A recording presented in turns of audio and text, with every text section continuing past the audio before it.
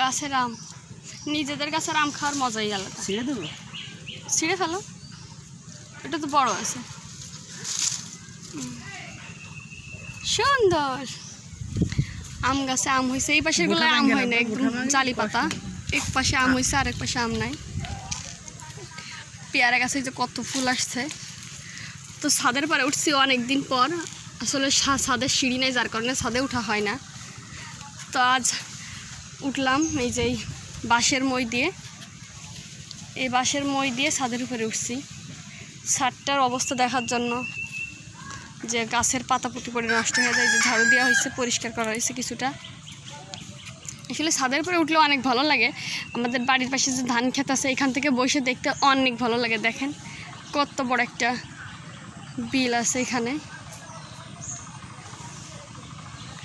ওইটাই যে পানি দেওয়ার পাম্প মেশিন, এখানে গোসল করা যায়, আমরা গোসল করি। বিভিন্ন ধরনের গাছগাছালিও আছে, এখান থেকে ছাদ থেকে পাড়া যায়। এই যে অনেক চোরেরা আছে আমাদের নারকেল গাছ থেকে ছাদে উঠে নারকেল পেড়ে ফেলে।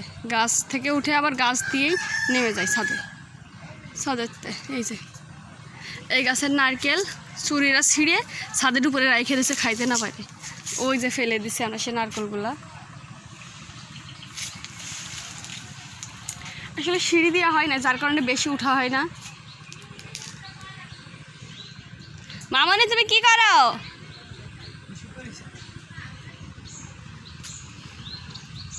আসলে নিজের বাড়ির প্রশান্তি আলাদা। অনেকদিন পর পর দেশে আইসে আসলে যে অবস্থা থাকে বাড়ির, অনেক কষ্ট করে গুছগাছ করি, আবার গুছগাছ মানে শেষে যেই থাকার মতো পরিবেশ হয়, তখন আবার ফিরে যেতে হয়। মোটামুটি বাড়িতে অনেক ধরনের ফল ফলালির গাছই আছে, আবার নতুন করে অনেক লাগাইছি। বাড়িতে থাকলে আসলে খাওয়া যায়, বাড়িতে থাকা হয় না, যার কারণে ফল ফলালিগুলো খাওয়াও হয় না, লোকজন ছিঁড়ে ফেলে, নষ্ট করে ফেলে। এই যে লিচু গাছগুলাই কত বড় হয়ে গেছে লিচুগুলা। ওই যে বড়ই গাছের বড়ই খালাম আইসে। এই যে পেয়ারা গাছে ফুল ধরছে, আম গাছে ওই যে আম ধরছে, আমগুলা পেড়ে পেড়ে খেয়ে ফেলছি, যাতে চলে গেলে আর অন্যজন খেতে না পারে, আমরাই খেয়ে ফেলি। এই যে বাড়িতে থাকলে ছাদের উপরে বসে বসে আম বড় হলে মাখাই খাতাম।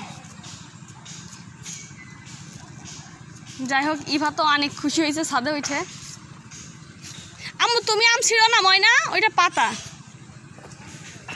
ও মিটি মিটি করে আস্তে আস্তে হাঁটতেছে, ওর ভয়ও করতেছে ছাদের কর্নারে যেতে। ছোট আম ছিল না আম্মু এটা ছোট, এটা ছোট মা।